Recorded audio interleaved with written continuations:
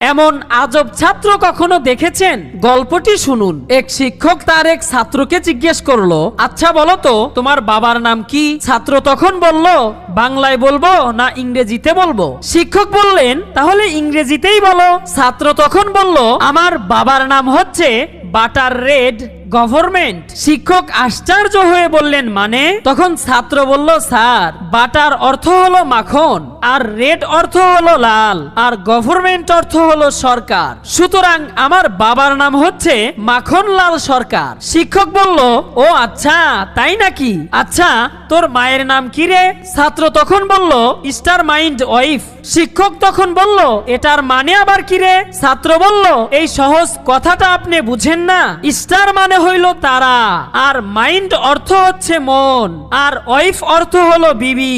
সুতরাং আমার মায়ের নাম হচ্ছে তারামন বিবি। শিক্ষক এবার আরো আশ্চর্য হয়ে জিজ্ঞেস করলো, আচ্ছা বলতো তোর দাদার নাম কি? ছাত্র তখন বলল, ফাদার বাস। তখন শিক্ষক বললেন, একটু কষ্ট করে এটারও ব্যাখ্যা করে দাও। তখন ছাত্র বলল, ফাদার মানে হচ্ছে আব্বা, আর বাস অর্থ হলো বাস। সুতরাং আমার দাদার নাম হচ্ছে আব্বাস।